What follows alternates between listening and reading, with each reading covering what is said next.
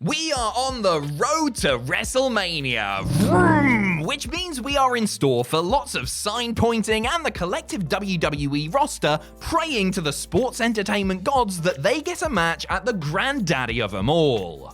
WrestleMania is of course a two-night affair nowadays, and that, coupled with the ever-present battle royals and multi-team tag matches, means that most of the locker room should have a spot, if not this year, then next. That hasn't always been the case, mind, and some notable WWE stars of the past, including champions and Hall of Famers, never got the chance to dance on the grandest stage. I'm Adam Pachisi from Cultaholic Wrestling, and these are 10 WWE stars who never had a WrestleMania match. Join us.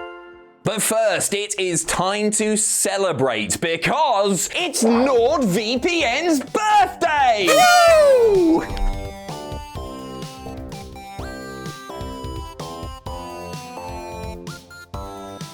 Cheers to Nord for sponsoring this video. We at Cultaholic truly believe that Nord is the best service of its kind. But don't just take my word for it, because Nord was actually named one of Tyme magazine's 2022 best inventions. Gonna argue with Tyme, are ya? So here is how I use Nord. Obviously, I live in the United Kingdom, but with NordVPN, I can set myself to be anywhere in the world virtually and access content from those regions. So this means if I fancied it, I could set myself to be somewhere in the world virtually and sign up for a certain sports entertainment network for a fraction of the price. Or if I happen to live in the United States, I could sign up for that sports entertainment network even though it doesn't properly exist as it did in the United States before. All of the suplexes, pile drivers, and hurricane ranas you could want for a fraction of the price. Oh, and it works for plenty of other on-demand services too. It costs the equivalent of a cup of fancy coffee every month, a small price to pay for complete peace of mind when it comes to cybersecurity and access to a whole range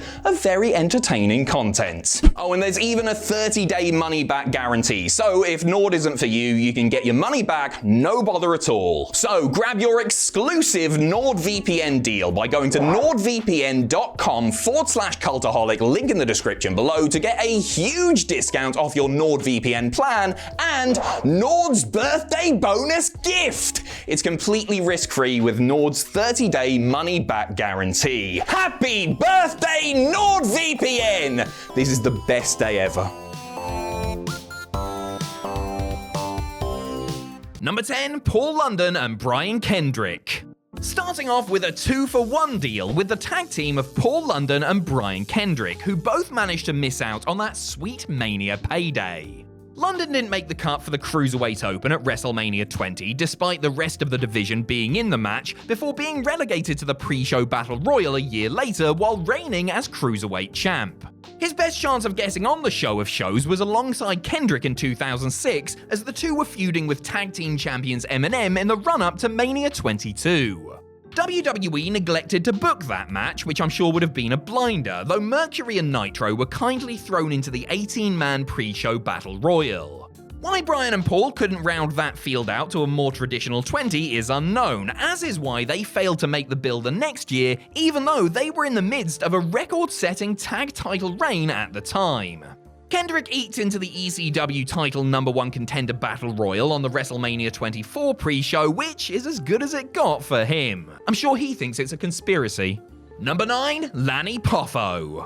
Macho Man Randy Savage is responsible for some of the greatest moments in WrestleMania history, from his historic showdown with Ricky Steamboat and his main event WWE title meeting with Hulk Hogan to his reunion with Miss Elizabeth and his WWE title triumph over Ric Flair. His younger brother Lanny the Genius Poffo, on the other hand, has precisely 0 WrestleMania matches to his name. Leaping Lanny may have been an undercard guy for most of his WWE run, but he did work for the company full-time between 1985 and 1992. Poffo got a so-called WrestleMania moment when Brutus the Barber Beefcake gave the Genius a haircut after his victory over Mr. Perfect at WrestleMania 6. I mean, I get mine done for a $5 by some guy called Alan, but a trim in front of 67,000 is alright too, I guess. He may have wrestled hundreds of matches for Vince McMahon, but not a single one of Lanny's took place on the grandest stage of them all. Looking back at the WrestleManias he was around for, it's hard to say exactly where he would have fit in, but there had to have been a Battle Royal or a multi-man tag match spot for him someplace. Number 8, Brian Pillman. In truth, Brian Pillman only really had one shot at getting a match at WrestleMania. Signing with WWE in June of 1996, he missed WrestleMania 12 by a good couple of months. Toward the tail end of the year, the Loose Cannon embarked on a very memorable feud with former Hollywood Blondes tag partner Steve Austin. You know, the one with the home invasion and the gunfire and all that biz? Such a deeply personal rivalry seems tailor-made to be blown off at the biggest show of the year, and WWE may well have booked Pillman vs. Austin for WrestleMania 13 had Pillman been healthy at the time. Regrettably, the ex-Horseman was damaged goods when he joined Vince McMahon's organization, having pulverized his ankle during a bad car accident a couple of months prior. It was so bad that doctors feared he would never walk again, let alone wrestle, and Pillman wasn't up for stepping into the ring, even for a major grudge match with his friend cum enemy. In fact, Pillman didn't return to the ring until 6 weeks after Mania, by which point it was abundantly clear that he was not the same dynamic performer he had once been. Number 7, Stevie Richards. Stevie Richards is one of those former WWE stars who had a quietly great run with the company. Was he a main eventer or a world champion? No, but Big Stevie Cool managed to stay employed for 9 years because he was reliable, worked hard, and could be utilized as a utility player as and when needed. Unfortunately for the former ECW Tag Team Champion, WWE didn't need him on the main card at any WrestleMania between 2000 and 2008. Well, at least not as a wrestler. Richards did get to walk that aisle as a manager, however, accompanying his Right to Censor brethren into battle at WrestleMania X7, as well as seconding Women's Champion Victoria at 19. The closest Stevie himself got to having a WrestleMania match was in 2006 and 2008 when he competed in the pre-show Battle Royals. He didn't win either, in case you were wondering. An often overlooked workhorse, Richards was never seriously pushed as a singles act, or in a tag team for that matter, so it's difficult to imagine a program that would result in a match for him at the big dance. Number 6, Spike Dudley. A man of a couple of WrestleMania moments, but no match for himself, Spike Dudley seemingly never found himself in a meaningful storyline or feud whenever the showcase of the Immortals was on the horizon. He certainly played a part in the epic TLC 2 at WrestleMania X7, interfering on behalf of the Dudley Boys and taking out Christian with a Dudley dog through a table before having his eggs scrambled by a chair-wielding Lita. A year later, Spike ran interference again, this time meddling in the hardcore title match between Maven and Goldust and pinning the Tough Enough winner for the belt. He duly lost it to the Hurricane in a backstage segment not long after. The runt of the Dudley litter had no chance of making the card for the stacked WrestleMania 19 and was in mid-card limbo when Mania 20 rolled around. Had he been a member of the SmackDown roster at the time, he probably would have gotten into the Cruiserweight Open, but his big move to the blue brand happened weeks later. The then former Cruiserweight champion was put in the pre-show Battle Royal at Mania 21 a few months before he was released. Number 5, Cryme Tyme. The tag team of Cryme Tyme, JTG and Shad Gaspard, were both pushed and popular. But despite being an overact, they never won the WWE tag titles or had a match on the company's flagship pay-per-view.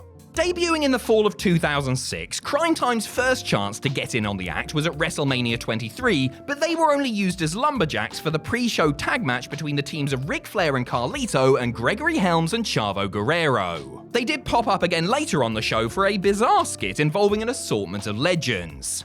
After being released in September of 2007, Cryme Tyme resurfaced the day after WrestleMania 24 and were directionless come Mania 25. Both members were involved in the pre-show Battle Royal at WrestleMania 26, where Shad actually eliminated JTG, foreshadowing their breakup on the following episode of SmackDown. Shad was released later in the year, while JTG got one more pre-show Battle Royal appearance at WrestleMania 27, after which he took to hiding from John Laurinaitis in catering. Gaspard, of course, posthumously got his WrestleMania recognition as a recipient of the Warrior Award. His heroic final acts were worth more than 1,000 WrestleMania matches. Number 4, the Hurricane. Stand back, there's a WrestleMania virgin coming through. We've already mentioned him in this list, so you know he's at least been close to the main show, but Shane Hurricane Helms has never had a match on Mania itself. He certainly got some face time at WrestleMania 18 with the hardcore title shenanigans going on throughout the course of the show. The Caped Crusader was absent at 19, notwithstanding the fact he got a famous victory over The Rock on the way there. The Great One and the Green One crossed paths once more at WrestleMania 20, albeit only during The Rock's pre-match backstage promo. The Masked Man was thrown into the pre-show Battle Royal at Mania 21, missed out completely at 22, and then finally got a match at 23. On the pre-show, that is. But at least he got to share the ring with Ric Flair, right? Come to mention it, how mental is it that the freaking Nature Boy couldn't get on the main card in 2007, yet Kevin Thorne and the Great Khali could? Number 3, Lance Storm. If I could be serious for a minute, and let's be honest, I probably can't, it is a crying shame that Lance Storm never got an actual match at WrestleMania. The Canadian technician joined WWE following the sale of WCW in early 2001, too early for a bout at the locked-in WrestleMania X7, but his upward trajectory suggested he may play a part in Toronto the following year. Not quite. Lance did wrestle on the night, but only made the pre-show portion of proceedings, tagging with Test and Mr. Perfect against Rikishi, Albert and Scotty 2 Hotty for a match broadcast on Heat. A year later, for WrestleMania 19, Storm was bumped off the main card and put once again on Heat in order to make room for the Miller Lite Catfight Girls and a mini Limp Bizkit concert. No, honestly.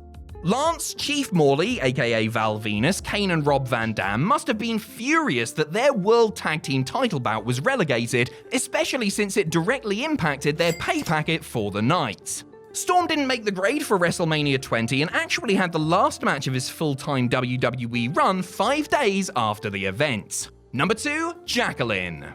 Jacqueline Moore accomplished a hell of a lot during her trailblazing WWE career. Between 1998 and 2004, she won the women's title, the cruiserweight title, and competed on some historic pay-per-views in high-profile matches. She did not, however, get to ply her trade at WrestleMania. The first Mania that Jackie would have been eligible for was the messy WrestleMania 15, where the women's title was on the line in a match between Sable and Tori. Moore herself lost the title to Stephanie McMahon on the WrestleMania 16 Go-Home edition of SmackDown. There would be no rematch at the show of shows, but there would be a catfight between Miss Kissy and Terry Runnels, just in case you were worried that the women's division wasn't fairly represented. Luckily for Jackie, she got herself a WrestleMania moment when she accompanied the APA and Taz for their 6-man tag at WrestleMania X7, made doubly sweet since it took place in her home state of Texas. She refereed the pre-show 6-man before Mania 18, but that was it until she got her due as the first black female WWE Hall of Fame inductee 14 years later. Number 1, Shane Douglas. He is predominantly remembered as being the franchise of ECW, but Shane Douglas also had a couple of runs in WWE. The dynamic dude's best chance of making the WrestleMania card was probably at Mania 7 in 1991. Douglas had been plugging away since the previous summer and was rising through the ranks steadily when he had his breakout performance in the 91 Royal Rumble. Lasting 26 minutes and 23 seconds, Shane didn't score any eliminations, but he was clearly being positioned as a promising young star and had recently gained momentum with televised victories over the likes of Haku. Considering there were 14 matches on the main card at Mania 7, you would have fancied his chances of being in one of them.